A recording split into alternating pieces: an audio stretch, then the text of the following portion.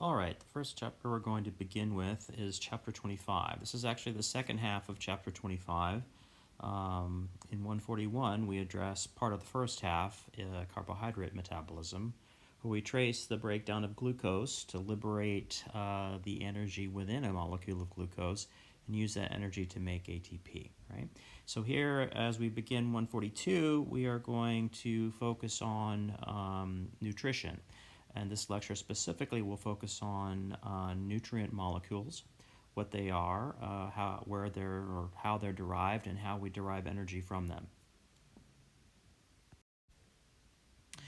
All right, here are the 7 basic nutrient molecules, right?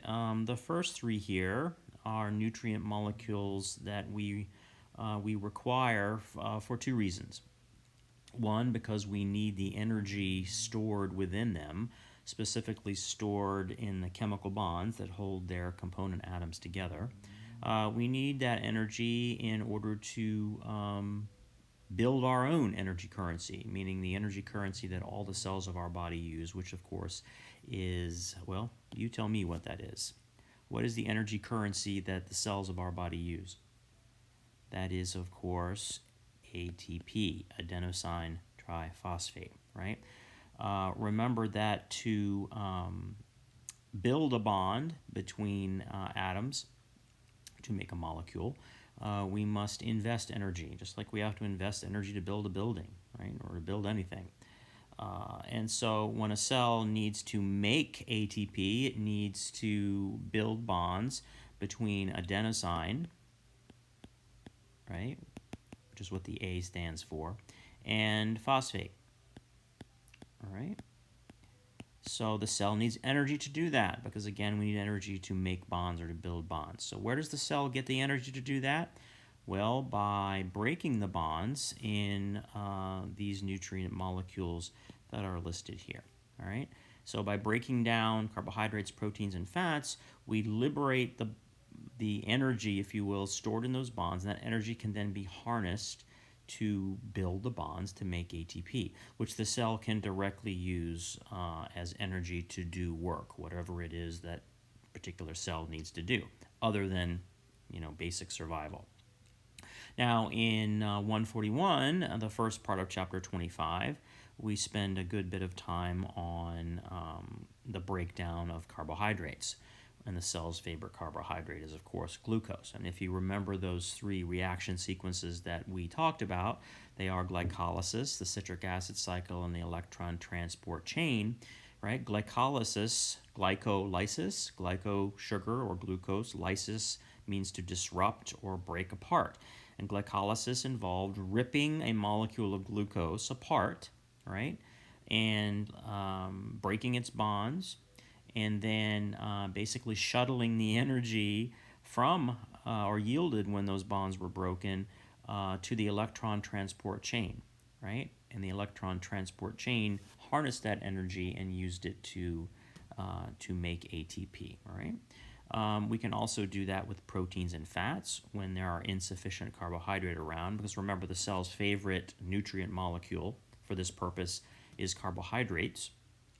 And even more specifically, its favorite carbohydrate is glucose. When there are insufficient carbohydrates to meet the cell's ATP demand, then the cell will turn to protein. Or will turn to fats, right? In fact, I should reorder these. But the cell will turn to fats, right? Insufficient carbohydrate, the cell will turn to stored body fat, usually in the form of triglyceride. And we're going to look at all 3 of these molecules shortly. Right? When there are insufficient triglycerides, the cell will turn to, and all the cells of the body will turn to the body's protein stores.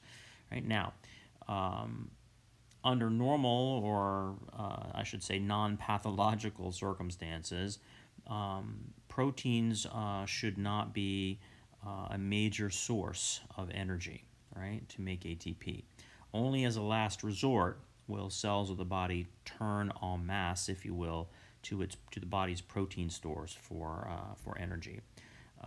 Only in certain circumstances, such as prolonged starvation or chronic illness, terminal illness, in which the energy demand of the body, right, to fight that illness is such that it cannot be met with carbohydrates and fats. All right.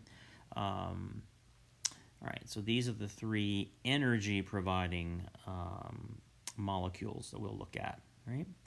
Vitamins. Right. We'll talk about vitamins. Right. What are vitamins? Other than things that you take all the time, because right, CVS and Walmart and TV commercials tell you to.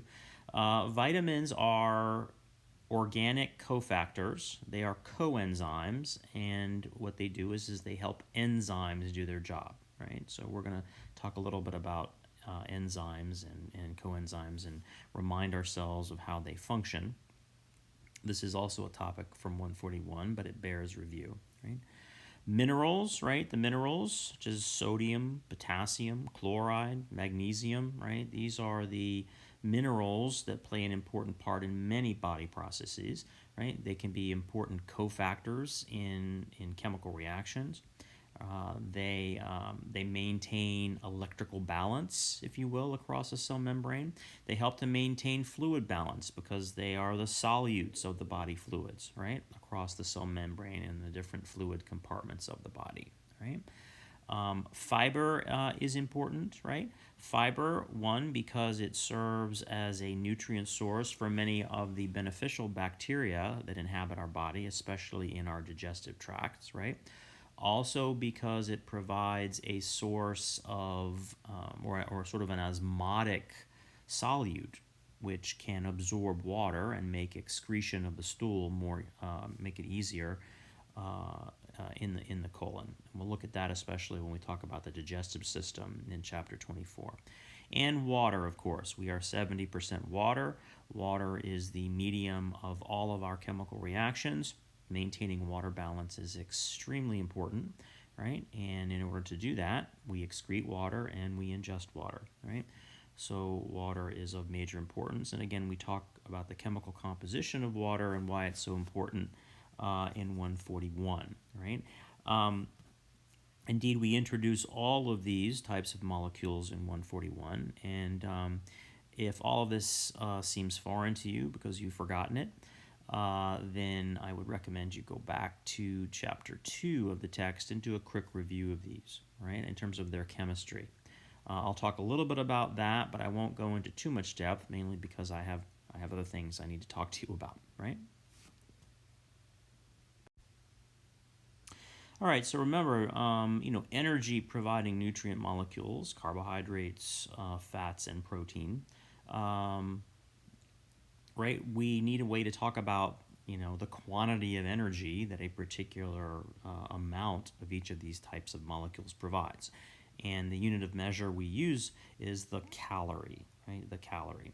So, and everybody's, familiar with that term. We see it on food labels all the time, right? Dieters are worried about calories. We count our calories, et cetera, et cetera. So what is a calorie? Well, the chemists' and physicists' definition of a calorie, if you will, is in bold here. It is the amount of energy needed to raise a gram of water by 1 degree centigrade, right? Now, that may not help us too much. That is its technical definition, right?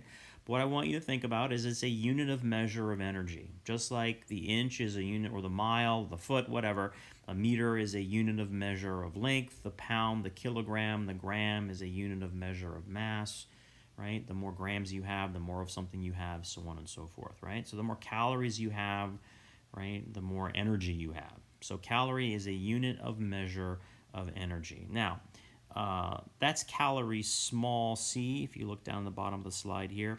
The calorie that's listed on food labels is usually listed in capital letters, the capital C. Right, so the capital C calorie that you typically see on food labels is really a kilocalorie, right? And kilo means 1,000 times, right? So a kilocalorie, just like a kilometer or kilometer is 1,000 meters, a kilocalorie is 1,000 calories, right? So when you look at a food label, what you're really seeing is the kilocalorie.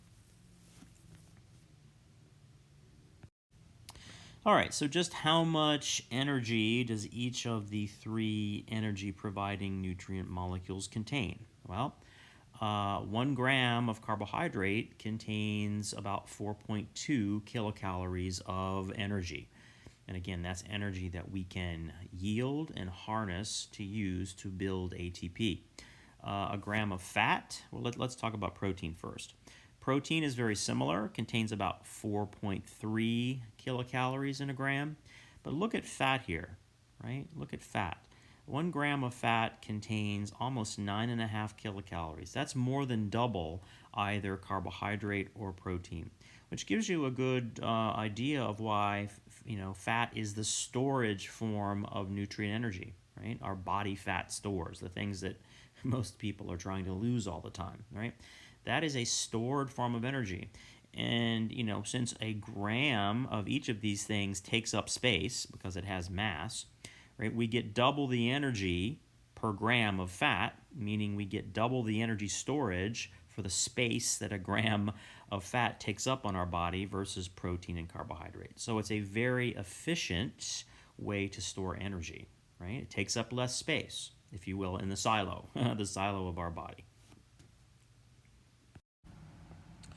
All right, let's talk about the carbohydrates. Now remember, carbohydrates are the cell's preferred nutrient source, and roughly 90% of the ATP that a cell generates, i.e. synthesizes so that it can use it directly for energy, comes from the breakdown of carbohydrates, right? Now, carbohydrates are the sugars, which are the simple carbohydrates, and the complex carbohydrates, which are often the starches, right? So remember, carbohydrates can come in a single molecule form, and if so, these are the monosaccharides.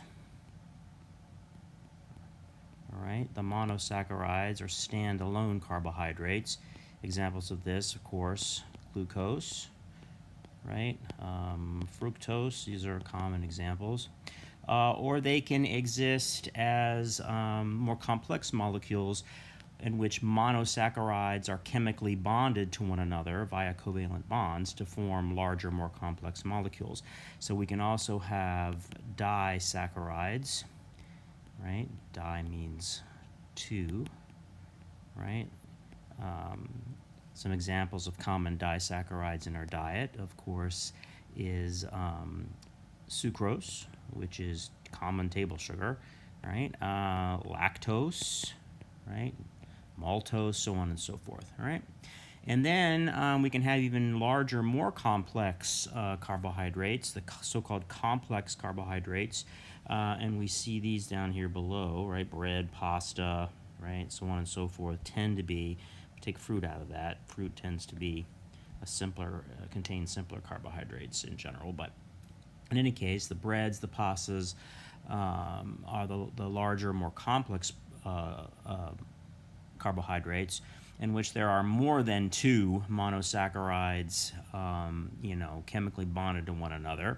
And when we have more than two, we just call them polysaccharides, right? Polysaccharides.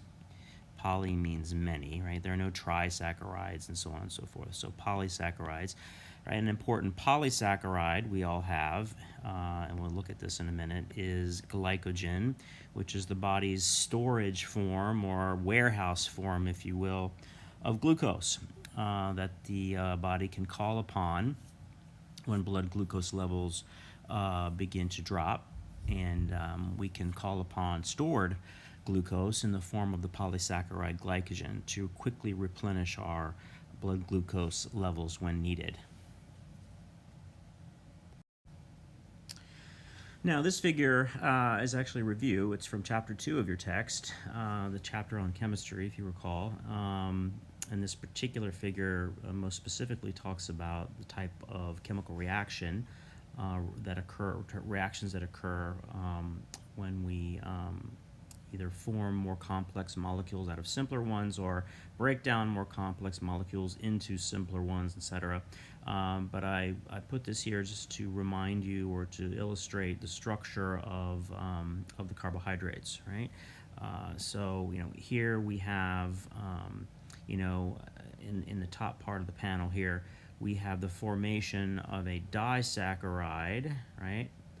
from two monosaccharides, right? So glucose is a monosaccharide, fructose is a monosaccharide, and now we have the formation of a disaccharide, all right?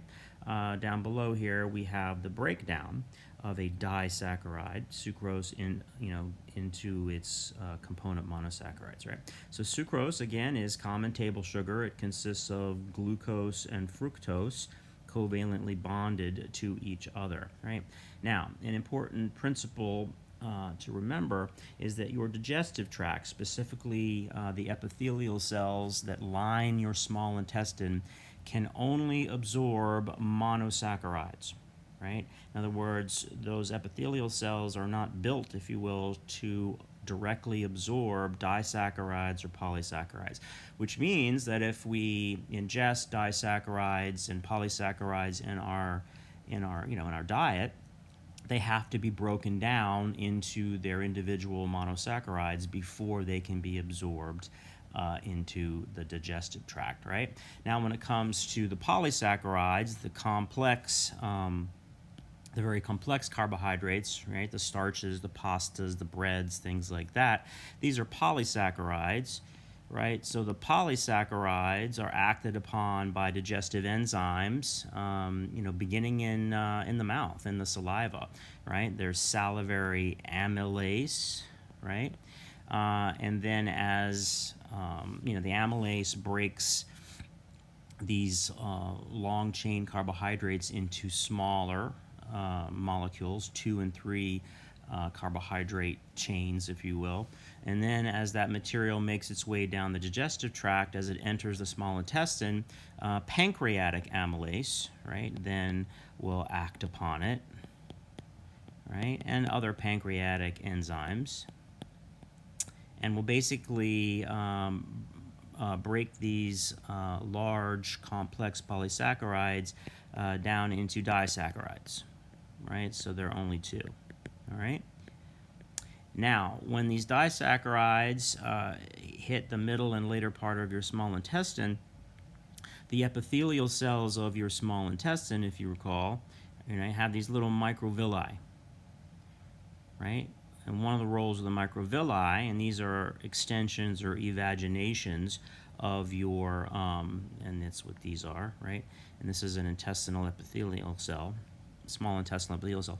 One of the roles of these microvilli is to increase the surface area for absorption, because what we're talking about, of course, is absorption of nutrient molecules, which is the main job of most of your small intestine, as we'll see in chapter 24.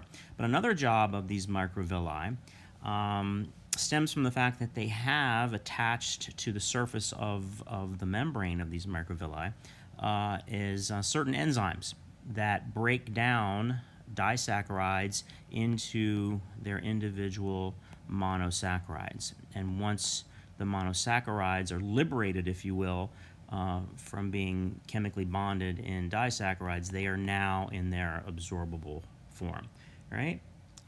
Now, when these enzymes at the so-called brush border, right? Sometimes the microvilli are called the brush border of an intestinal epithelial cell, and it's called that because when a histologist looks at these cells under a microscope, the microvilli appear as brush-like extensions on the surface. They look like a thick sort of brush on top of the cells, right? So it's often called the brush border. And the enzymes that break down disaccharides into monosaccharides are sometimes called brush border enzymes. All right, brush border enzymes, right? Well, if an individual is lacking functional brush border enzymes of one type or another, problems can ensue. And probably the most common example of this is lactose intolerance, right? So most everyone is familiar with lactose intolerance. So what exactly is lactose intolerance, right? So I'm going to erase this upper part up here. Right? So what is lactose intolerance? Well, lactose, all right, lactose is a disaccharide. It consists of the monosaccharide glucose chemically bonded to the monosaccharide galactose. right? So glucose and galactose together form lactose, right? So as I said, in order for the epithelial cells in your small intestine to absorb lactose, it must be broken down into its individual glucose and galactose monosaccharides, right? And the enzyme that accomplishes this is known as lactase, right? Remember, anything that ends in ASE in biochemistry usually refers to an enzyme of some sort, right? So the job of lactase is to, break this covalent bond to liberate glucose and galactose so that they can individually be absorbed at the microvilli of your small intestinal epithelial cells. Well, individuals that are lactose intolerant lack functional lactase. Therefore, the lactose molecule is not broken down from its disaccharide form, and thus it cannot be absorbed in the small intestine. It continues in the digestive tract until it hits the large intestine or the colon. Now, the colon says, and those cells that line the colon say, wait a minute, who are you? Right? You're not supposed to be here. You're a foreign molecule. This is not supposed to happen, all right? So the colon is not designed to deal with disaccharides or indeed molecules that are supposed to be handled and broken down higher up, right? So all sorts of bad things can happen, right? We can get an inflammation, we can get, a shift in fluid balance. The bottom line is, from the individual's point of view, right, digestive problems like cramping and diarrhea and pain and so on and so forth ensue because the colon is basically dealing with molecules in a form that the colon epithelial cells are not designed to deal with, right? Now, I mentioned glycogen earlier in terms of an important polysaccharide in our bodies, right? And remember that glycogen, and this is what we're looking at here now, is glycogen, right? So this is another diagram from chapter 2 of your book of the branched chain polysaccharide glycogen. And remember that glycogen is the storage form of glucose, right?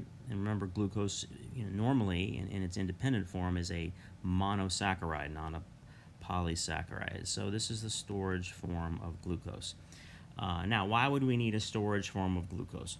Well, because almost all cells in your body, and we'll talk about which cells are which when we get to chapter 18 in the endocrine system, but almost all cells in your body need a constant supply of glucose, because glucose is the favorite carbohydrate, and carbohydrate is responsible for providing 90% of the energy for 90% of the ATP that our cells need, right? So maintaining constant blood glucose levels or concentrations is critical, right? Now, that's not a problem after you eat a meal, especially a meal that's rich in carbohydrates, which most Western diets are, right? But what happens in between meals, when all the glucose in your bloodstream that results from eating that meal has been taken up and utilized by the cell, right? What happens in between meals? What happens overnight between dinner and breakfast, for instance, right? Or dinner and lunch for people who don't eat breakfast, right? We have to have a mechanism for maintaining our blood glucose levels, especially in periods of short-term fasting, right? And we call that the fasting state, right? Anything that is not not associated with ingestion of nutrients is not ingestion of nutrients. So one of the mechanisms that the body uses to replenish our blood glucose levels is to look into the savings account, right? When your checking account gets low, what do? You reach into your savings account temporarily until things normalize again, right? So you can look at glycogen is sort of what's in the savings account in terms of carbohydrates for our body. Now, most glucose is or glycogen is stored in the liver. Our skeletal muscle cells also have a little bit of glycogen stored in them because, as you know, skeletal muscle cells are incredibly ATP demanding cells, right? Because they're in a constant state of tone and contraction and so on and so forth, right? But the liver is largely the organ responsible for holding our glucose savings in the form of glycogen, right? So, when blood glucose levels begin to drop, the liver can release individual glucose monosaccharides, right? I.e., these things like this, right? By breaking one off from this large branch chain molecule, right? So if we look down here, right, each one of these little circles here represents a glucose monosaccharide. And the liver can, in a single, basically a single step reaction, can very simply lop off one of these glucose monosaccharides and release it into the bloodstream, and release as many as is needed in order to maintain that blood glucose level during the fasting state. Right now, like all savings accounts, right, there's a limit to how much is in it. All right, if we dip into it too much, right, and we take out faster than we put in, the savings account is going to be depleted and we can't call it anymore, right? So there's a limit to the ability of glycogen in the liver. There's a limit to the length of time and the amount to which it can replenish blood glucose stores, right? If the metabolic demand for ATP is incredibly high, right? People who are heavy exercisers, runners, swimmers, whatever, or you go a long, long time, between eating, right, then, we're going to deplete our savings account and we have to start looking toward other sources of nutrient and nutrient energy. One of those sources is going to be our body fat, right? In the meantime, our liver is actually capable of making new glucose by using other molecules like amino acids and fatty acids, and basically, putting them through a reaction sequence that turns them into glucose molecules, right? And that reaction is or series of reaction steps is known as gluconeogenesis, right? Perfect example of why we ask you to learn prefixes and suffixes in lab, right? Glucose, new, genesis, creation, right? The creation of new glucose, right? Now, that takes time, and the liver cells are capable of doing this, but that's a longer term strategy to replenish our blood glucose levels. In the meantime, our bodies are going to be breaking down our body fat stores for a faster source of nutrient energy. And remember, the whole point here, all these strategies are designed to, as I said, maintain a relatively constant blood glucose concentration, because most of our body cells require that for survival. Now, this diagram just gives you an overview of glucose and glycogen and how everything sort of works in a bird's eye kind of a view. All right. When after a meal, for instance, when blood glucose levels rise, right, especially when you eat a carbohydrate-rich meal, there's plenty of glucose in the bloodstream. In fact, there may be an excess of glucose in the bloodstream. What can you afford to do when you have excess money that you don't need? Right? Well, yeah, you can go out and buy things, but one of the things you can do is replenish your savings account, right? In times of plenty, you can afford to put some money away for a rainy day into some form of savings account. Well, your body's no different in terms of glucose. When glucose levels are high or glucose is plentiful in the bloodstream, right, the body uses that as an opportunity to replenish its glycogen up here at the top of this diagram. And that process is called glycogenesis, the creation of new glycogen, right? So this excess glucose can be converted to glycogen and stored in the liver for that rainy day, all right? On the other side of the scale here, when blood glucose levels fall, right, in times of fasting, right, between meals, or in times of exertion in which a lot of ATP is being used up, and we need to replenish its levels in the bloodstream. The liver has two strategies, as we said. One of them is a quick and simple response, which is to break down our stored glycogen and release individual glucose molecules into the blood. That's this example here.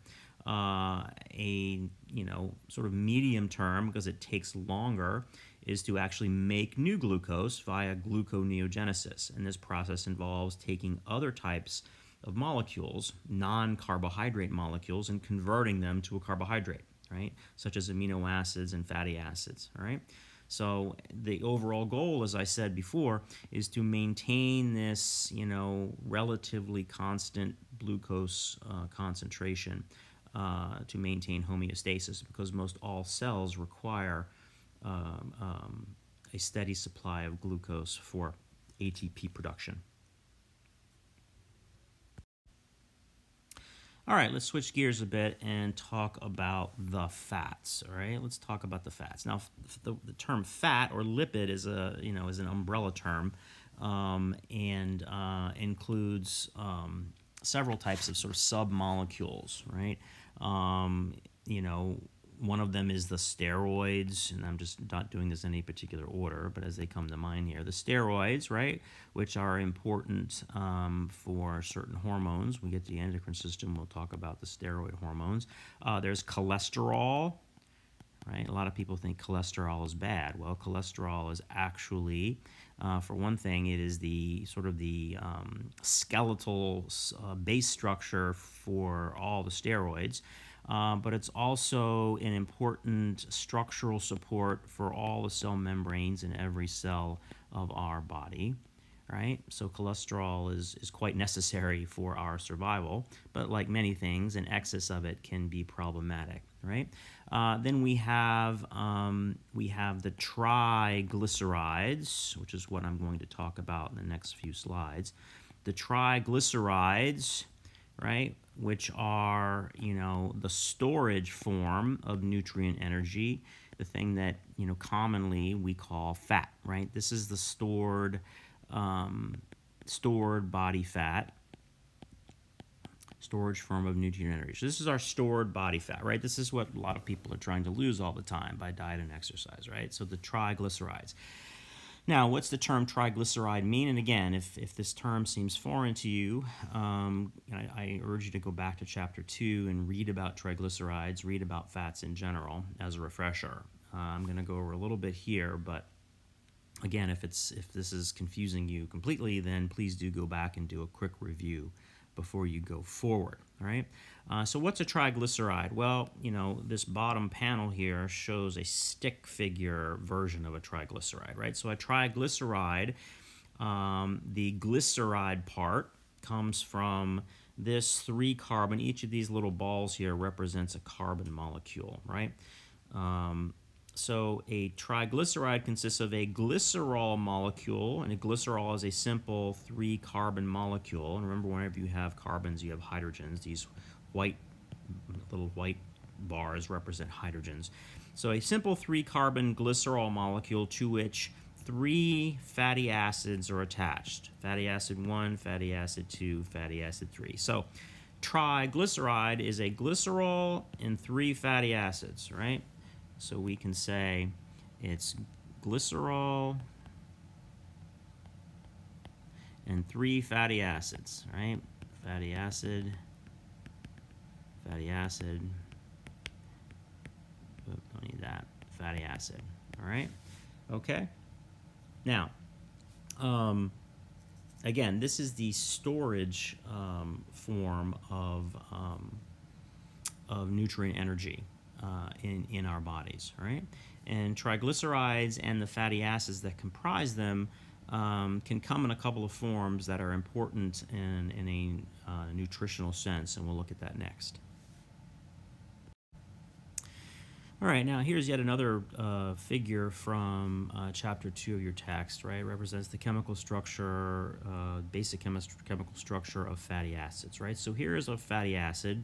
Notice that it is a long hydrocarbon chain, right? Hydrocarbon chain. Carbons, hydrogens, carbons, hydrogens, carbons, hydrogen, right? Why is it called a fatty acid? Because of this molecular group right down here on the end. And that, of course, should be familiar to you from the first half of the course. And this is carboxylic acid, right? And we can see that here. There's COOH, right? And remember, an acid is called an acid because it does what? It releases hydrogen ion into solution, right? And hydrogen ions, as they accumulate in solution, can change the pH. In what direction? Higher or lower? Of course, they lower the pH into the more acidic range, right? So a fatty acid is called an acid because it has this carboxylic acid group at the end, right? In fact, it's via the carboxylic acid group that a fatty acid bonds to its glycerol backbone, right? And we see the same, carboxylic acid as part of an amino acid when we get to protein structure, and the combination of amino acids to form proteins and protein chains, right? Amino acids are called acids because one of the molecular groups, if you will, in its structure is carboxylic acid. All right, so just a little refresher there. All right, so now remember that fatty acids are stored generally in a more complex form called the triglyceride, right? So we talked about that in the previous slide. So the triglyceride, right, is basically a glycerol molecule, 3-carbon molecule, and there are hydrogens off this. I'm not going to draw all the hydrogens, but whenever you have carbons in biochemical and organic molecules, you're going to have hydrogens, right? And to each carbon of this glycerol backbone is a fatty acid, right? Is a fatty acid. And fatty acids are often abbreviated with this, this sort of line structure here. If you look here at this structure, right, we just eliminate writing the C's and the H's, but that's what that means, right? Of course, this should be attached to the C there, right? So a glycerol, right, if you will, a glycerol and 3 fatty acids, right? Now, in order to utilize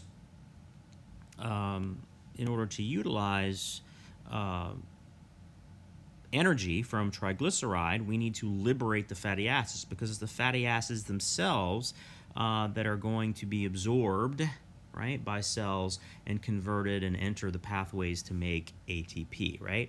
So what first has to happen is we have to break down the bonds between glycerol and their 3 fatty acids so that we liberate each one of these individual fatty acids, right? So it's the fatty acids that really have the stored nutrient energy, if you will. But they are packaged in a triglyceride as the storage form, so-called body fat. All right? All right, now let us make some room here if we can. All right, let's get rid of this for the moment. All right, now, we talk about this in 141, but it bears review, right? Most everyone has heard the terms, saturated fat, unsaturated fat, monounsaturated, polyunsaturated fat. One's good for you, one's not. Why, right? This is important, right? Those of you going into healthcare, your patients will ask you this question. They see advertisements, they see things in the grocery store, what should I buy? Why is it better for me? Why is this not, right? So what do those terms mean, saturated and unsaturated, in terms of fatty acids? All right. Well, chemically speaking, to be saturated as a fatty acid means that your chemical structure, i.e. the bonds between the carbon atoms, like this and this and this, are all single covalent chemical bonds, right? In other words, a sharing of a single pair of electrons, right? Now, if the nature of a covalent bond is something that, is foreign to you, either because you've forgotten or whatever, again, make your way back to chapter 2, especially the first part, and do a review of covalent bonds, what a double bond is, what a single bond is, and so on and so forth, right? Suffice to say, though, at this point, because we're in 142 right now. So a single covalent bond is the sharing of a single pair of electrons, right? And we call such a fatty acid saturated, right? Saturated fatty acid. Now, the reason it's called saturated from a chemical standpoint is has to do with the the electrons, the number of electrons in the valence shell of carbon and of hydrogen and so on and so forth, right? That's what we are talking about. So remember that if you go back to chapter 2, remember that carbon has 4 electrons in its outer electron shell, right? It has 1, 2, 3, 4. It wants 8 electrons in its outer shell, right? That's what it wants. It only has 4 in its outer shell. It wants 8. So it needs to double the quantity that I've drawn here as these little dots, right? So one of the ways it can do this is to share electrons with other atoms, right? Well, if we look at the hydrogen atom has only 1 electron in its outer shell, which happens to be its only electron shell, and it wants 2, right? So from hydrogen's standpoint, it's missing 1. How can hydrogen, get another one? How about sharing one of carbon's here, right? If it shares one of carbon's, what happens is, right, here's hydrogen and its electron, and here's one of carbon's electrons, right? Guess what? The hydrogen is happy because it can share carbons. Carbon is happy because it can share hydrogens, right? So this is the essence of a covalent bond. It's the sharing of a pair of electrons, right? Now, here we have 3 other carbon electrons that need a pair, if you will, to make 8 total, right? So guess what? We can bring in another hydrogen with its electron, another hydrogen with its electron, and another hydrogen with its electron, which is why oftentimes when you see a single carbon, it is drawn like this, right? This is why carbons in organic molecules are often surrounded by hydrogens, right? This is CH4, right? Methane, okay? So that's why we see this, all right? There'd be another way to satisfy this 8 electron requirement, right? If we count the electrons now, 2, 4, 6, 8, right? 2, 4, 6, 8, right? Carbon's happy. These hydrogens are happy because they have each 2 electrons to call upon, one of their own and one shared by the carbon they're attached to, all right? Okay? So that's one way of satisfying the electron requirement for this carbon here, right? Is surround it by hydrogens, the maximum number of hydrogens in order to make 8 electrons around it, right? So we say this carbon is saturated with hydrogens, right? Okay, but you can see that there's another way we could possibly do this. In other words, yes, we could have a carbon down here. There's a hydrogen, and each line here represents a single pair of electrons, right? So this line represents a single covalent bond, right, which is, sharing of a pair of electrons. So we could have a carbon atom that instead of 4 hydrogens attached to it, it has only 3. All right, now how does this work? Well, 2, 4, 6, because remember each of these lines represents a pair of electrons. 2, 4, 6. Remember carbon needs 8, right? Like up here we got 8. How are we going to get the other 2 electrons if we don't if we don't have another hydrogen, right? Well, oftentimes what we can do, and oftentimes what complex molecules do, is, instead of another hydrogen, this carbon may be part of a more complex molecule, and the next carbon it's bonded to might be another carbon instead of a hydrogen, right? So in this case, what can we do, right? We can create a double bond, not 1 pair of electrons shared, but 2 pairs of electrons, right? Now, is this carbon happy? 2 electrons, 4 electrons, 6 electrons, 8 electrons, right? Let's do that again, okay? 2 electrons, 4 electrons, 6 electrons, 8 electrons. So that's another way we can get our 8 electrons. Now, this carbon, though, is not surrounded by hydrogens like this one is, with all of its single bonds, right? So because it's not surrounded by hydrogens, it doesn't have to be, because we've fulfilled our electron requirement with this double bond, right? We therefore say that this carbon, right, is unsaturated because it is not fully surrounded by hydrogens, and it satisfies its need for electrons by utilization of another strategy, which is the formation of this double bond, right? So that's sort of some background on chemically what saturated and unsaturated means in terms of organic molecules and carbon-based molecules, right? All right. Okay, back to our diagram down here, right? So in terms of fatty acids, therefore, a saturated fatty acid is going to have saturated carbons like this one, right, which are connected with single covalent bonds. So this is a saturated fatty acid, all right? We sort of eliminate the carboxylic acid at the end because it actually is where this fatty acid was once attached to a glycerol backbone, right? So we don't count that as part of the saturated versus unsaturated structure. And even so, we don't see any carbon-carbon double bonds. We see a double bond between carbon and oxygen here, right? But all of these sort of interior carbons are all single bonds, and therefore they are saturated carbons, and this is a saturated fatty acid, all right? However, there are certain fatty acids that do contain double bonds, right? Like this little section of a fatty acid down here, right?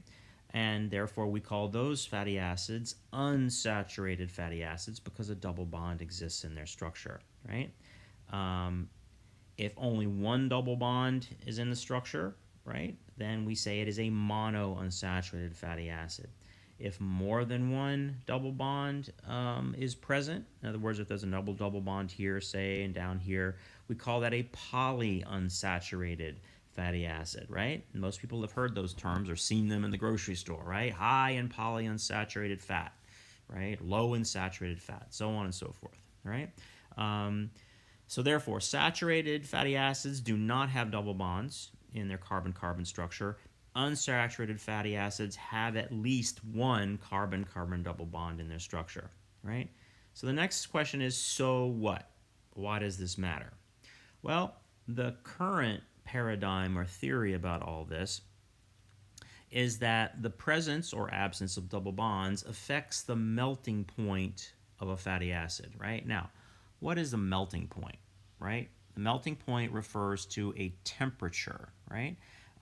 Boiling point refers to a temperature, right? Freezing point refers to a temperature. And these are temperatures at which phase changes occur in molecules, right? What's a phase change?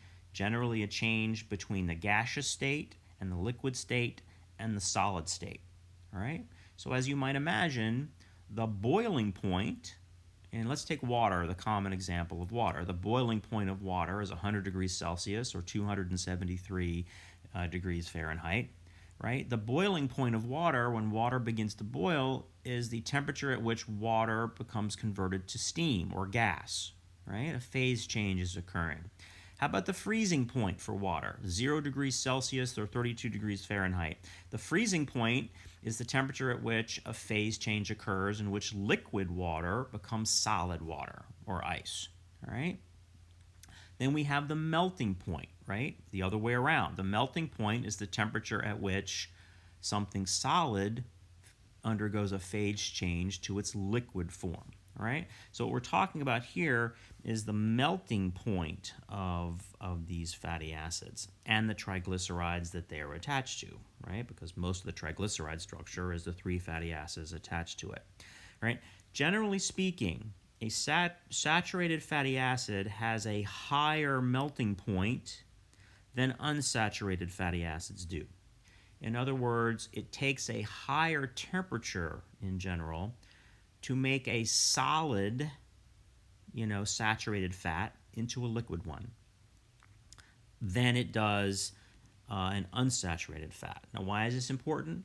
It means that saturated fats in general at body temperature are more likely to be in solid phase than our unsaturated fatty acids, because unsaturated fats and fatty acids, they melt at a lower temperature. Therefore, for a given temperature, and the temperature we're concerned about here is body temperature, right? At a given temperature, an unsaturated fatty acid, and therefore fat, is more likely to be in liquid phase than a saturated fat and the fatty acids that comprise it, right? Now, why is this important? Well, consider, the blood flowing within your blood vessels, right? Would you rather have things in solid form in your blood vessels that could clog up the works, or would you rather have things in liquid form that flow through those vessels more easily, right? Of course, you would want them in liquid form, right?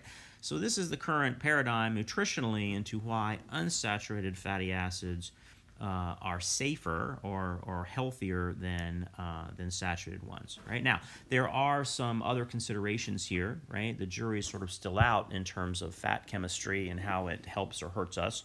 Their inflammatory response, which is a component of our immune response, has to do with, the lipid constitution of our cell membranes, and we'll talk a little bit about that when we get to the immune system in chapter 22 later on. So there's more to the story than just this.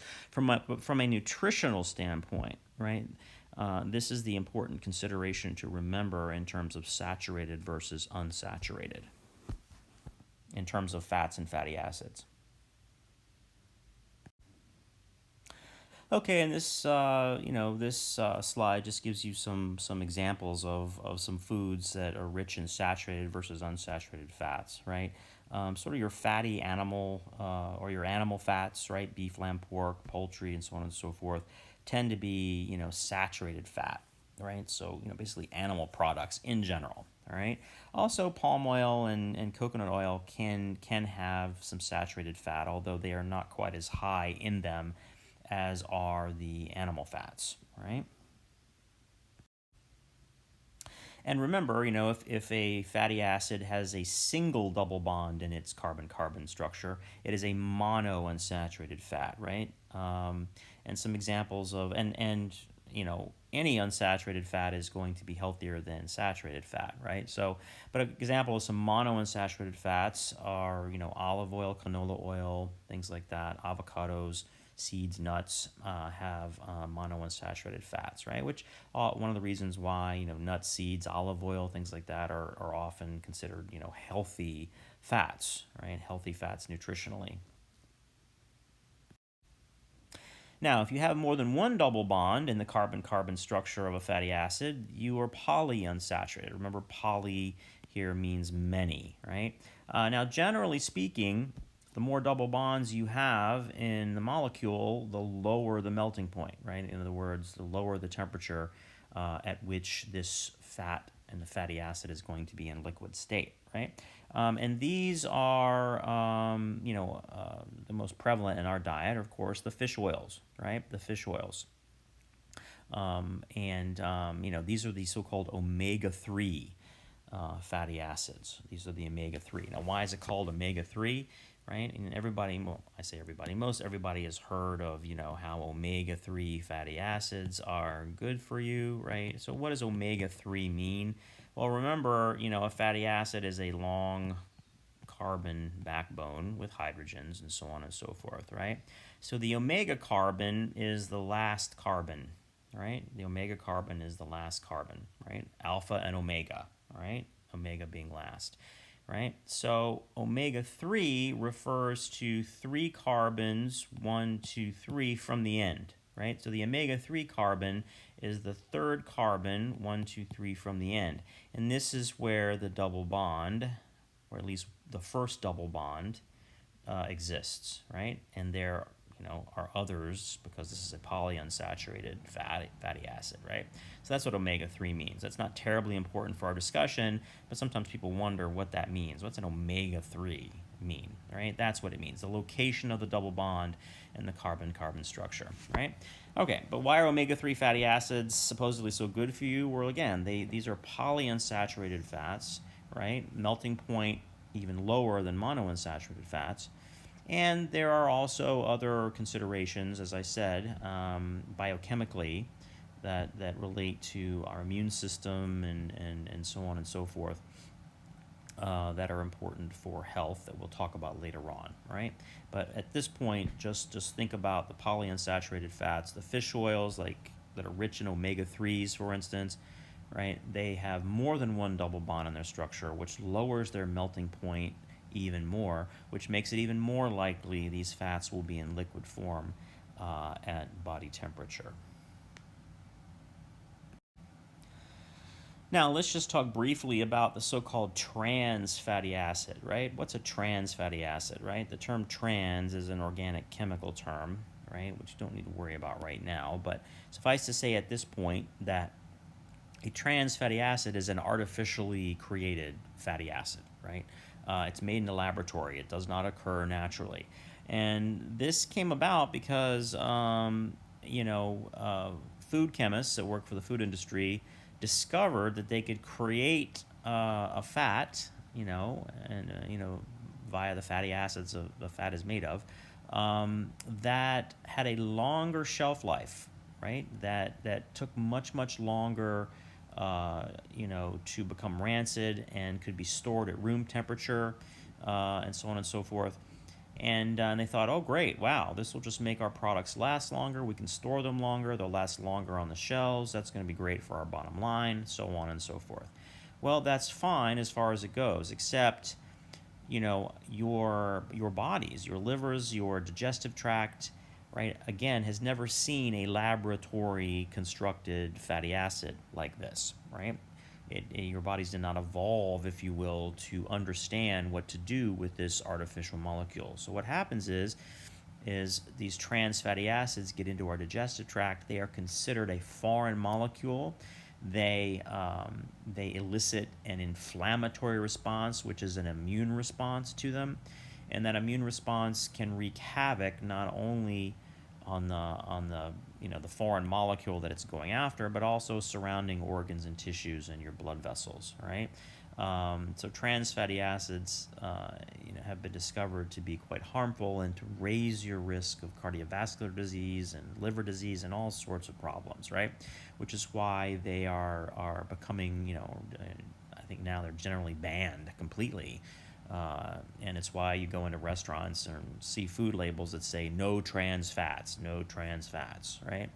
Because again, these artificially designed molecules, while helpful on the food production end of things, are quite harmful when it comes to the food ingestion side of things. Now, remember that another type of lipid is cholesterol, right? Cholesterol, and how the body handles cholesterol can be of great clinical importance. As I said a few slides ago, remember that cholesterol is not bad, right? There's this misconception that cholesterol is always bad, always unhealthy. Not so. Again, cholesterol is a crucial and important component of the cell membrane of all of your cells. It provides an important structural support to the cell membrane. It's also a necessary chemical backbone to a lot of other molecules, like the steroid molecules and such, right? So we need cholesterol, right? But like many things, if it's present in excess, then bad things can happen. So how the body deals with cholesterol is an important thing to understand, because it's of great clinical relevance, right? Now, important thing to remember is that about half, and this is roughly about half the cholesterol that we have actually is made by the liver. So it's internal or endogenous cholesterol, right? Comes from the liver. The other 50%, roughly, comes from diet, right? The foods that we eat, right? So together, the exogenous, right, from the outside, and endogenous, right, cholesterol, together make up total body cholesterol. All right? All right. Now, in terms of the distribution of cholesterol throughout the body, that always begins with the liver, right? Whether it's from diet, right? Because, we're going to see in chapter 24 that the foods you eat are processed into absorbable form and absorbed in the digestive tract, and then they go to the liver to be packaged and sent abroad, if you will, to their final destinations, to the cells throughout the body, right? So cholesterol is no different. Cholesterol that we ingest in our diet heads to the liver for packaging and processing, and then the liver sends it out, right, to its destinations, which is going to be the cells of the body, right? And this is going to be the same for cholesterol that's actually made in the liver, right? Okay, cells and organs of the body. Now, important, right? Cholesterol travels through the bloodstream, right? But cholesterol is a lipid. Blood is, largely water-based. The plasma of the blood is 90% plus or minus water, right? So lipid and water do not mix, right? Lipid is hydrophobic, it's nonpolar, it does not dissolve in water, right? So how do we transport or dissolve something in water that is not itself soluble in water? The answer is we package it in something that is soluble in water, right? Something that is. And such a package, if you will, of cholesterol and a soluble molecule is this below, which is the low-density lipoprotein. This is a combination of protein, which is water-soluble, and cholesterol, which is not, right? So the protein complexes with the cholesterol, literally surrounds it in a little package, and transports the cholesterol throughout the body, right? So the low-density lipoprotein, and you may have heard the term LDL, right? LDL, sometimes called bad cholesterol, right? Well, LDL is the package, as I said, that the liver puts cholesterol in to send it to all the cells and tissues of the body, right? Okay, so LDL is the delivery truck, if you will, for cholesterol, right? Now, when there's too much cholesterol, there are going to be too many delivery trucks out there delivering it, right? So when we measure the LDL level, which some of you may have had done or you may have heard about it, right? When you get your cholesterol checked, right, you get a measurement of your total cholesterol. It gets broken down into LDL cholesterol and so on and so forth. Well, the reason we are measuring low-density lipoprotein molecules is because they're the delivery trucks for cholesterol. The more cholesterol, the more delivery trucks there are going to be to deliver it. So LDL is a proxy measurement, if you will, for how much cholesterol is circulating throughout the body. All right? And the higher the cholesterol concentration, the more LDL molecules are going to be in your bloodstream, right? And it's sometimes called bad cholesterol down here simply because it reflects, if it's in excess, it reflects an excess of cholesterol, which can be, detrimental to your health, right? So that's what LDL is, right? It's the delivery truck, if you will, that cholesterol, which is lipid soluble but not water soluble, is packaged in so that it can be delivered to its destination, which is most all cells and tissues of the body, in the watery environment of the bloodstream.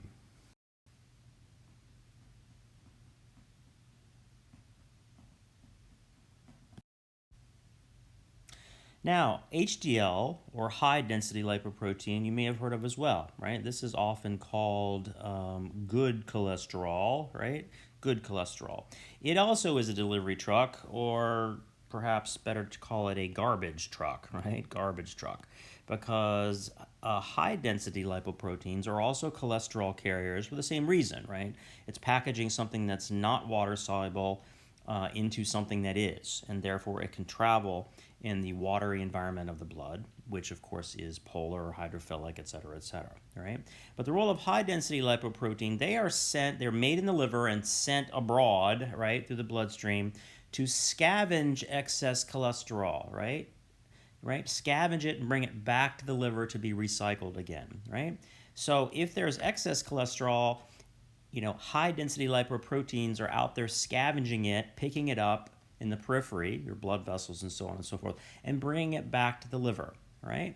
And that's why it's often called a measure of good cholesterol, because the higher your high density lipoprotein count in your bloodstream, the more scavengers you have clearing that excess cholesterol, right? So a high LDL level, which reflects an excess of cholesterol, can to some extent be countered with a high HDL level, because you have more garbage trucks picking up the excess and clearing it and bringing it back to the liver. All right? So that's the nature of LDL versus HDL.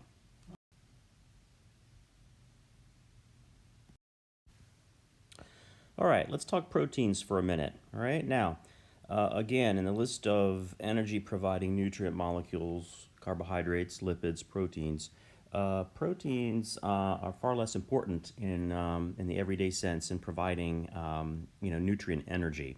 Only as a last resort will your body call upon its protein stores to provide us energy to make ATP.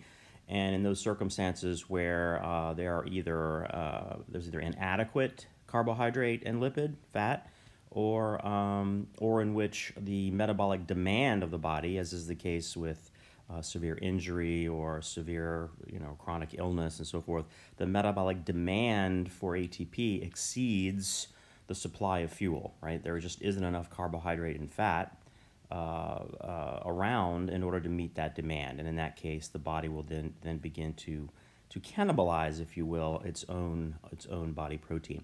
What proteins are used for, in sort of the everyday or non-pathological sense, is sort of what I call replenish the inventory. All right, and what do I mean by inventory? I mean, the structure, right? The superstructure of cells, structure of muscle tissue, so on and so forth. Proteins play an important part in the structural composition of cells.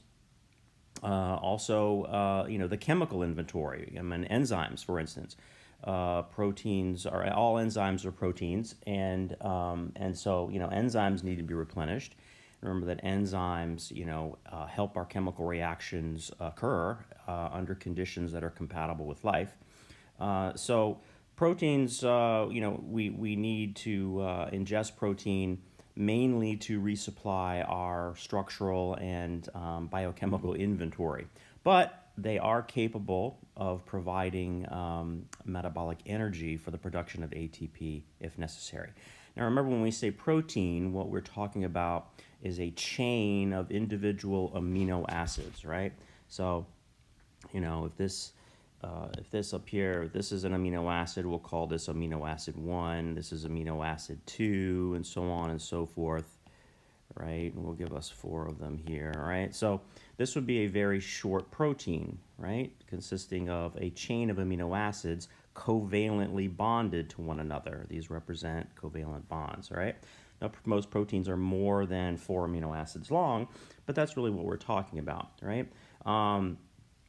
The function of a protein and the identity of a protein, therefore, depends upon the identity of the amino acids that make it up.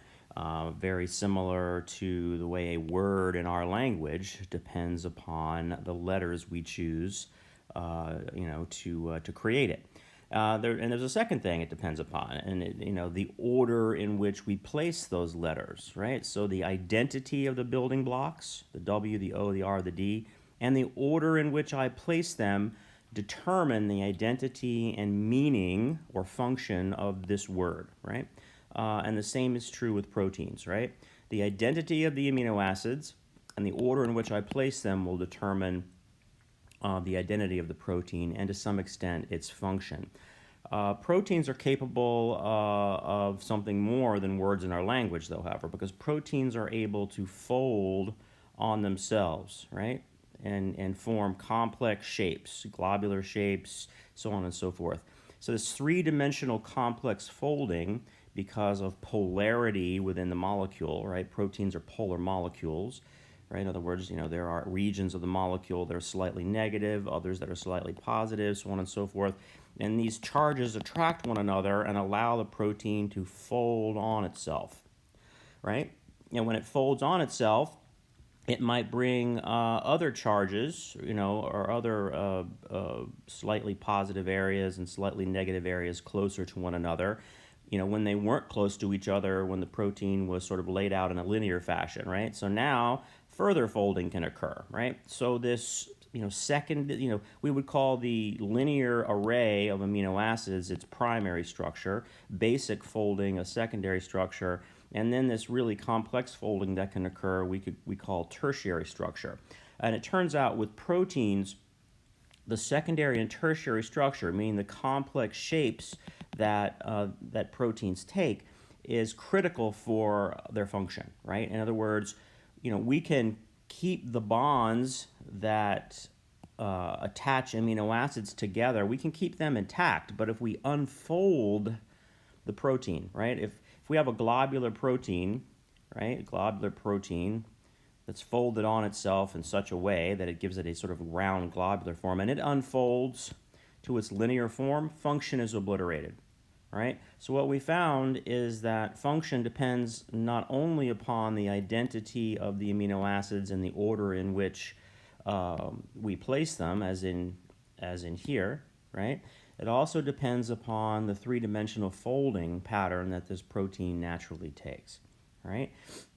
And when we ingest proteins, the job of our digestive system is to first unfold a protein to its linear form to give enzymes in our digestive tract access to the chemical bonds that attach the amino acids together so that they can be broken. And once broken, we liberate the amino acids individually so that they can be absorbed by the small intestinal epithelium, right? So that's just a little review of proteins. We'll talk a little bit more about enzymes, which are a very important class of proteins. We'll talk more about those in class. That's a subject we talk about in 141 to some degree, but it's such an important subject in metabolism that I think it bears review. So we'll discuss a little bit more about enzymes in class. All right, now this slide I like very much because it sort of puts it all together in terms of each of the nutrient molecules we've talked about. Carbohydrates up here, fats and proteins, and talks about a little bit about how they're ingested and digested, and what they're used for ultimately by the cell. Right? We start up here at the top with carbohydrates, which remember is, they are the cell's favorite energy source.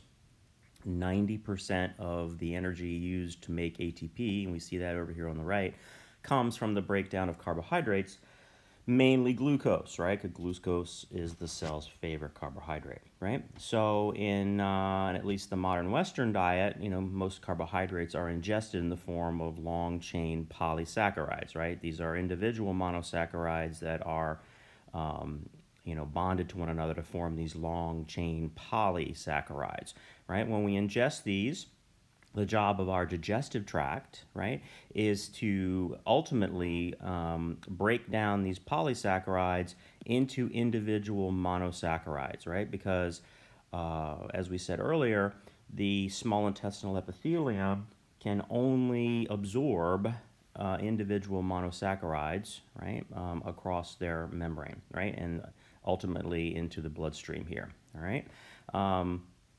So these individual monosaccharides, mostly glucose, will be absorbed into the bloodstream to be carried far and wide for cells to use.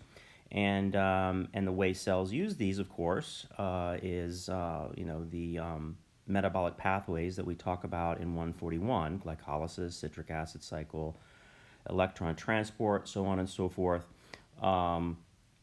in order to make ATP, right?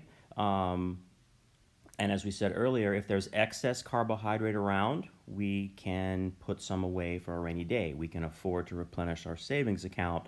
And of course, our carbohydrate savings account is glycogen, right? The polysaccharide that's stored in the liver and to some extent skeletal muscle and serves as a ready resource for replenishment of blood glucose when necessary, right?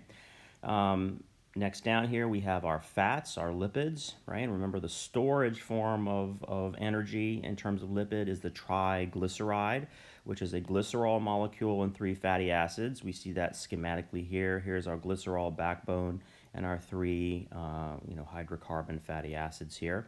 right? When we ingest lipids, triglycerides in our diet, which the Western diet again tends to do a lot of, our digestive tract,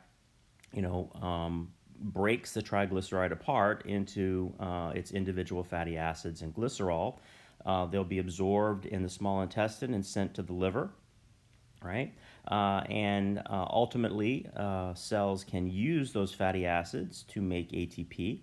The glycerol and fatty acids can be reassembled, right, into adipose tissue elsewhere in the body, and that's the so-called body fat that serves both, again, as a sort of storage area for energy, but also serves a structural purpose in terms of insulating and protecting internal organs, and also helping us maintain our body temperature, right? And down here we have proteins, which are again are chains of individual amino acids. The goal of our digestive system is to break down these proteins into their individual amino acids. As it says here, it is normally infrequent that we use our protein stores or proteins to make ATP. In other words, we don't use the energy from proteins to do this unless something's wrong. Either we are inadequate in our dietary ingestion, or we have a high metabolic demand circumstance like chronic disease, right?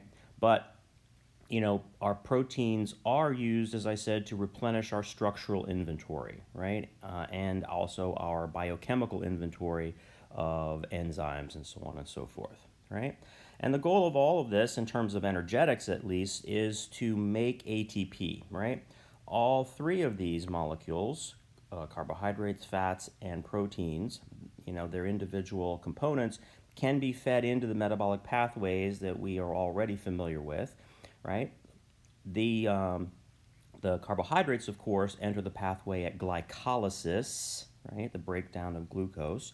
These others, fatty acids and proteins, can enter directly into the citric acid cycle, right? So the metabolic furnace, most of which occurs inside mitochondria, right, ends up with producing ATP, which is the direct energy currency of the cell, right? So study this diagram, and if you're comfortable with the concepts in this diagram, you have a pretty good grasp on the nutrient molecules and their role in providing nutrient energy and also structural replenishment. Now, this slide highlights a real problem that seems to be getting worse in our culture, and that is obesity, right? Over half the U.S. population is technically obese, right? And that has, some potentially grave consequences for the health of our country, right? And also the health of our money coffers, right? Because treating illness, many of which have obesity as part of the risk factors, is an expensive proposition, right? In many, many ways. So let's talk about what it means to lose weight, right? Because that's what a lot of people have to do, right? So most people want to shed body fat, right? And to lose just a pound of body fat, you have to burn, as I say here, about 3,500 excess calories, right? So what does burn calories, and indeed, what are excess calories, right? Excess of what, all right? Perhaps, a good analogy again is our bank account analogy, right? When do you need to dip into your savings account? And remember, body fat is sort of our metabolic energy savings account, in a sense, our stored form of energy that we can call upon if necessary, right? Well, you usually call upon, your savings when your everyday running checking account, whatever it is you use, gets low and you need to replenish it. Now, there are two ways your checking account can get depleted, right? One, you're either not putting enough money into it to meet your everyday expenses, or you're putting money into it, but you're taking too much out of it, right? Either way, you're going to deplete the balance in your checking account, right? Either you're not putting enough in, or you're putting money in, but you're taking too much out, right? Okay, same with energy, right? we can, sort of deplete our energy account either by not ingesting enough nutrient energy, right? We don't eat enough, right? And that's, basically called dieting, quote unquote, in its different forms, right? We don't eat enough. We don't bring in enough energy to meet our everyday energy demand because, remember, just to be alive, just for cells to function at rest requires the use of energy, right? And we'll talk about sort of the baseline resting rate of energy uses. That's known as the basal metabolic rate, or BMR, right? We'll talk about that in lab to some extent, right? Just to be alive, a cell has to burn energy, right? Okay, so if you're not bringing in enough metabolic energy, via nutrient ingestion, right, then your current energy account is going to get low, right, and you're going to have to call upon your savings account, your fat stores, to replenish or provide that energy, right. The other way is, you're putting enough quote unquote energy in your everyday account to meet your baseline needs, but you are drawing too much out. You're spending too much, right? And that's usually due to exertion, right? That's exercise, right? We are putting the body in a metabolically demanding state over and above its baseline, energy consumption. In that sense, we're not putting enough in. We're putting enough in our account to meet our everyday baseline needs, but we're drawing too much out because we are in a metabolic demanding state, right? So either one of these should be familiar to most people: diet or exercise or both, right? We're not putting enough in, that's diet. We're taking more out, that's exercise. And if we're doing both at the same time, then our current energy account takes a drastic hit, right? Okay, so these 3,500 excess calories refers to just how depleted our current energy account has to get in order to draw out a pound from our energy savings account, which is our body fat stores, right? So that's what excess calories and burning calories refers to in terms of the common strategies that people use to lose body fat, diet, and exercise. Now, the problem with diet, right, is it's often a four-letter word in terms of trying to actually lose weight and lose body fat in the long term. Because, studies have shown again and again that your bodies fight this process, especially in the medium to long term, right? You know, During our early evolutionary history, and in fact, for most of our evolutionary history until basically modern and just pre-modern times, everyday food sources were scarce. You had to go out and either grow your food or hunt it down or both, right? And so, the 3 meals a day, right? The all you can eat buffet or the grocery store down the road or the drive through across the way, did not exist, right? So, unless you had a lot of money and were very well connected, right? Adequate food intake was a real challenge, right? So, having a big savings account, having a lot of metabolic energy stored away for times of scarcity was a real survival advantage, right? So, body fat, was not looked upon as something negative. In fact, if you look at, sort of statuaries and relics from very early or, pre-classical periods, you will see that, fertility gods and so forth were depicted as very obese women, right? Obesity was desirable, presumably because, someone who had a lot of body fat stores was more likely to survive, right? Survive longer through hard times, right? When food might be scarce for different reasons, right? So our bodies, in a sense, are adapted to look at body fat as a good thing, right? From our body's point of view, we need it to save for a rainy day when an everyday source of nutrient energy might not be around, right? In other words, our bodies sort of have not caught up with, the modern convenience of food at every turn. So in a sense, in the long term, at least, the body fights you in terms of your attempt to rid it of its body fat stores. In other words, the more you deplete your energy account, right, by either ingesting too few calories or by, using, in excess a number of calories, your body adjusts its metabolism, adjusts its adipose tissue, its fat stores to resist breakdown, right?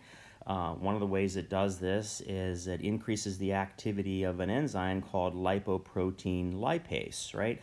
Lipoprotein lipase, especially in adipose tissue, fat tissue, reassembles fatty acids that are ingested in the diet. Remember, when we ingest triglycerides, our digestive system breaks them down into their individual fatty acids and glycerol, and then the liver sends them out to the rest of the body. And lipoprotein lipase is an enzyme that helps reassemble those components into an intact triglyceride, and then stores them as body fat, right? So this fat laying down enzyme, if you will, is actually enhanced in its activity, during diet periods when we begin to lose weight, and the body notices, if you will, that its fat savings account is becoming depleted, right? So this is one example of how your body fights you in terms of your attempt to lose weight and keep it off in the long term. Now, this graph is quite a stark example of what we just talked about, right?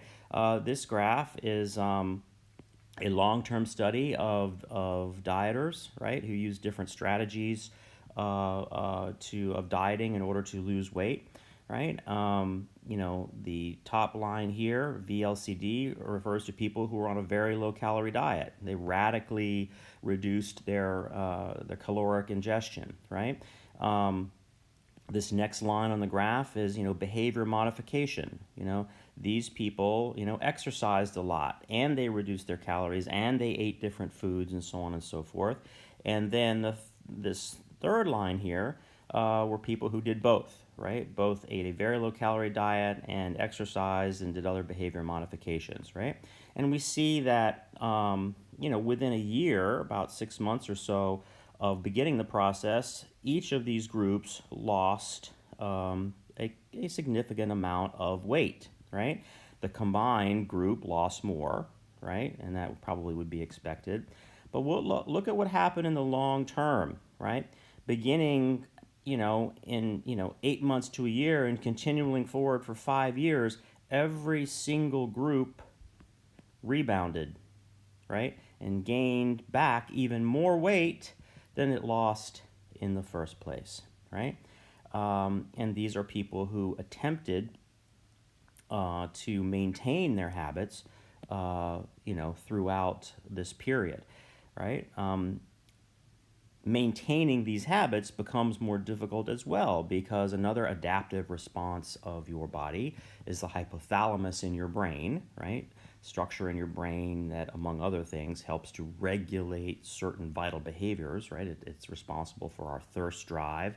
It's responsible for fine-tuning our hunger drive, and so on and so forth. When we feel hungry, we feel thirsty.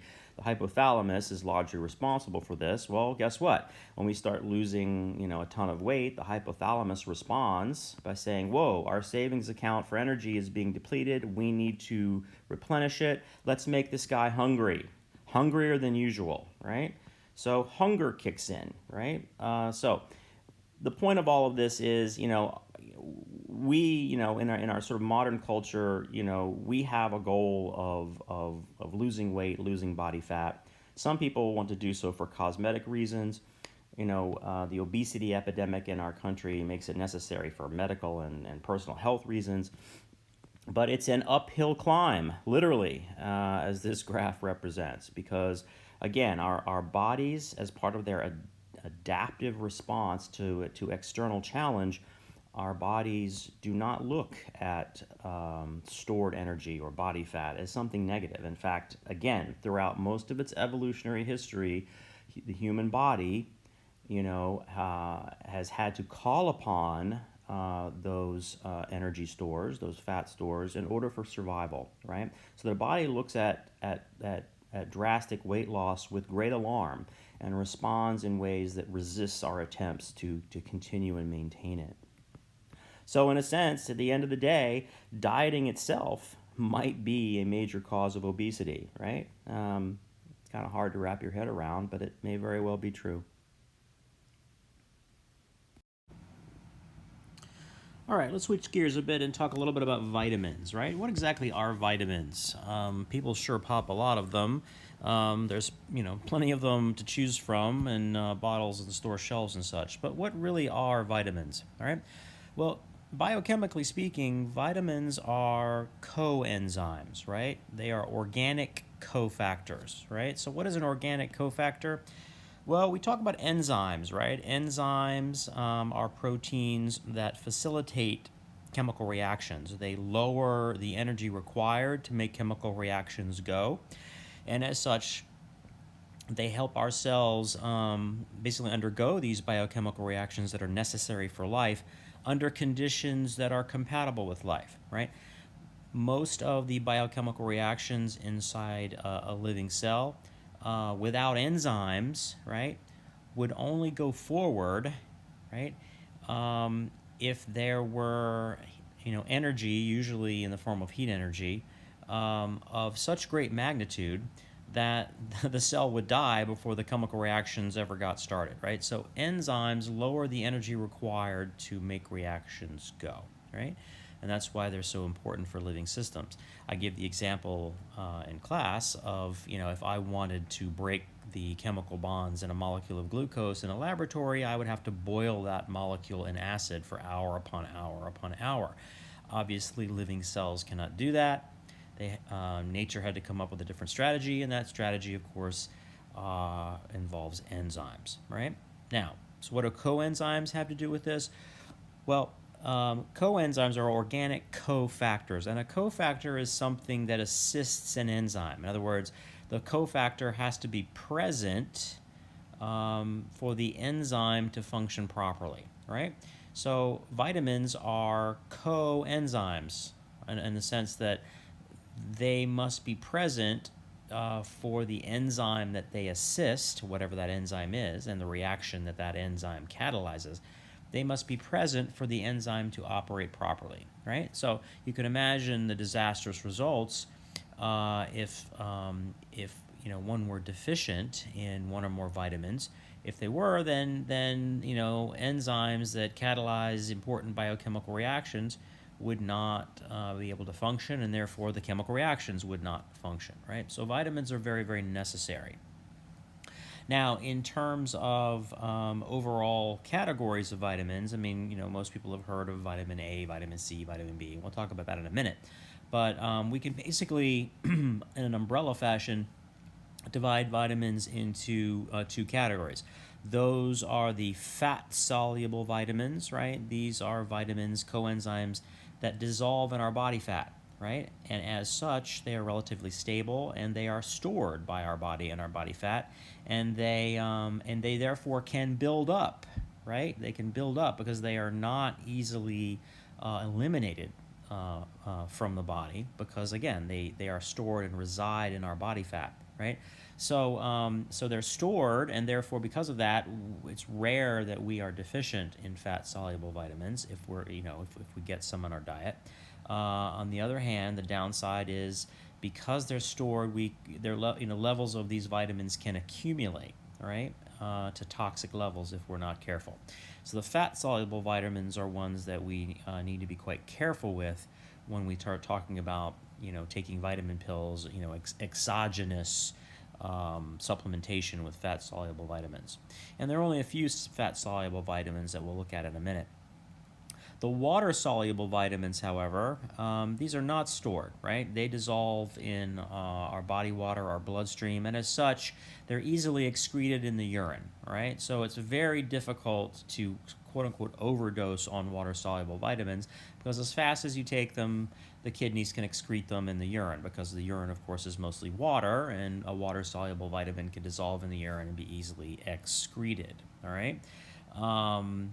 I had a professor once that used to say, and he was British. He used to say that Americans have the most expensive urine in the world, right? And of course, what he meant by that is our propensity to, supplement, ourselves with handfuls of vitamins at every turn, when in reality the excess is just getting excreted in the urine, right? So, so fat soluble and water soluble. All right, and here are the two categories of vitamins. Notice over here on the left, we have the fat soluble vitamins, what I call the ADIC vitamins, right? Vitamin A, D, E, and K. All right, these are the ones to watch out for in terms of dosing and indeed overdosing, because again, they are stored in our body fat, right? They are not easily eliminated from the body, and it's quite easy for excessive concentrations to accumulate if we're not careful. The water soluble vitamins, the B vitamins, right? The B class of vitamins are all water soluble, and the B class of vitamins is usually they're usually associated with energy metabolism, right? The different energetic reactions involved in catabolism of nutrient molecules like carbohydrate, fat, and protein to obtain energy to make ATP, right? So that's really the B vitamins, right? They are involved for the most part in energetic metabolism, also involved to some extent in blood cell production and in DNA synthesis and a few other things, right? But all of B vitamins, as well as vitamin C, are all water soluble and very, very difficult to sort of excessive or overdose on water soluble vitamins because they're so easily excretable in the urine.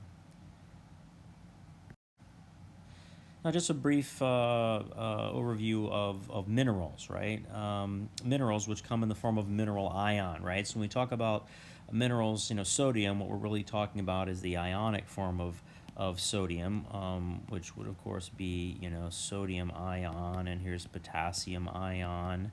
These are both cations. Chloride is an anion. Calcium is a cation, a 2 plus charge, right?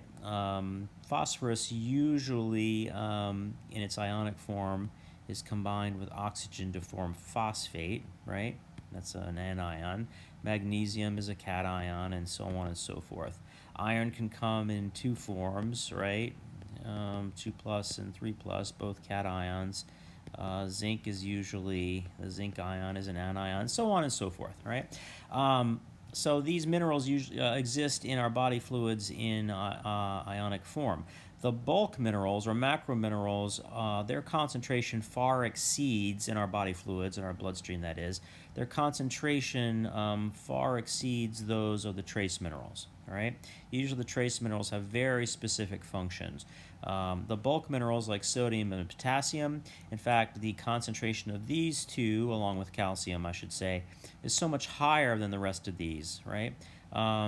Sodium is quite important. It is the chief ion, the chief mineral of our extracellular fluid. And potassium is the chief ion of our intracellular fluid, right? The cytosol of our cells. Calcium is important, of course, in muscle contraction and in neurotransmission. Phosphorus, as I said, is a component of phosphate, right, as in adenosine triphosphate, so on and so forth. And so these are the bulk minerals whose concentration is relatively high in our body fluids.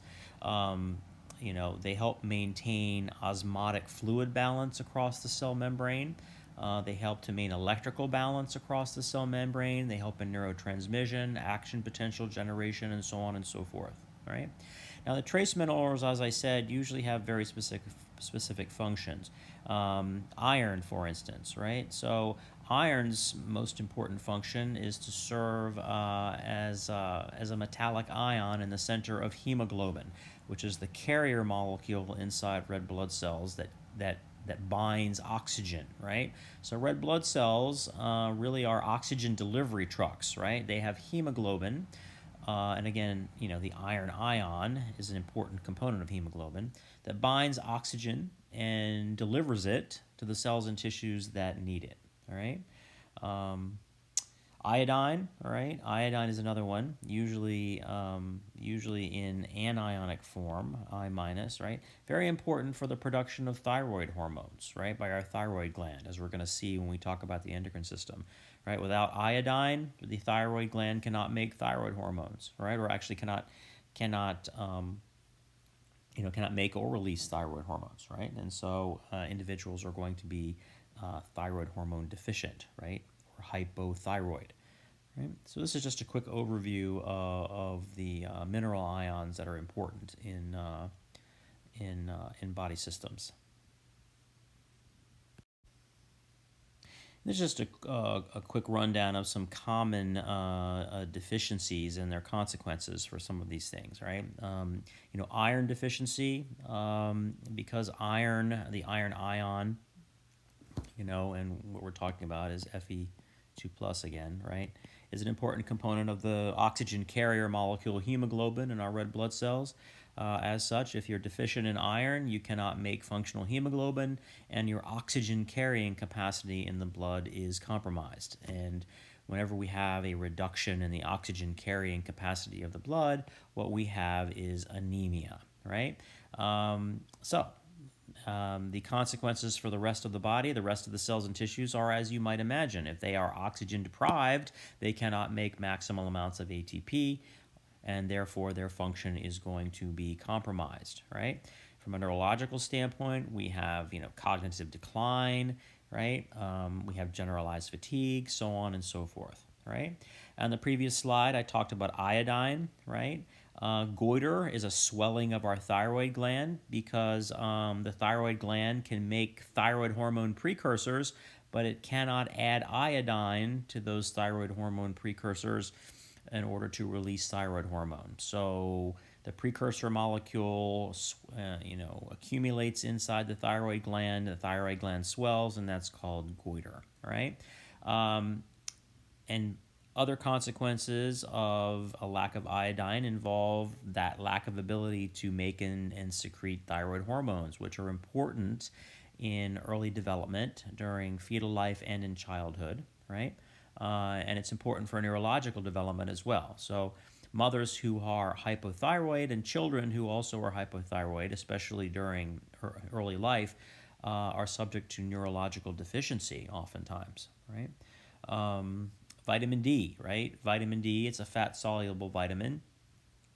Vitamin D lately has had a number of purported claims in terms of its role in metabolism and the function of many body systems. So the jury really is still out in terms of the importance and breadth of vitamin D's function.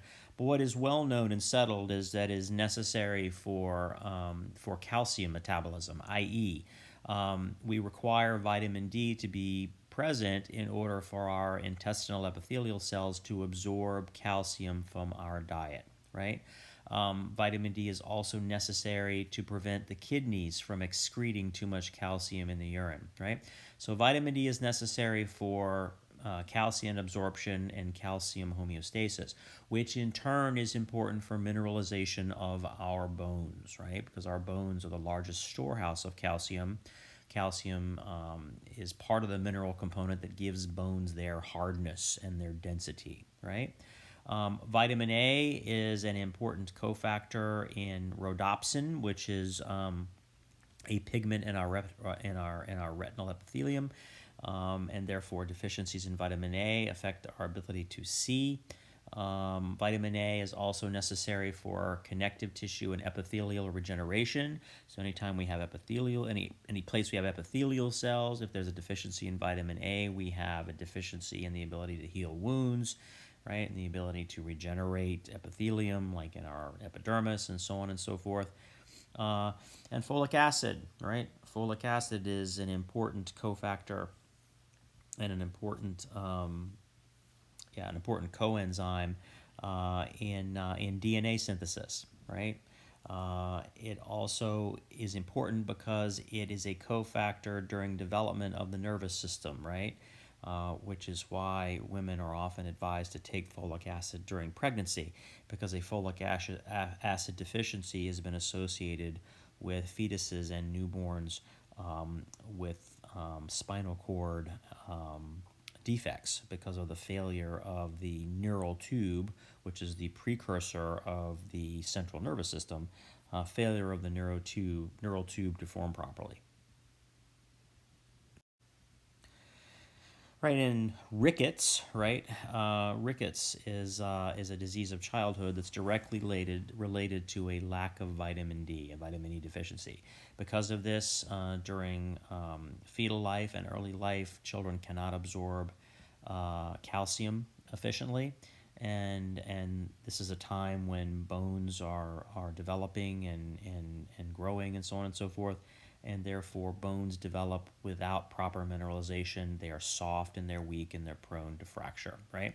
A telltale sign of rickets is this bowing kind of, bowed leg kind of appearance, because the long bones of the lower extremities are too weak to support the full body weight of the individual, and they literally bend outward, right? Almost like a bow of a bow and arrow under pressure, right?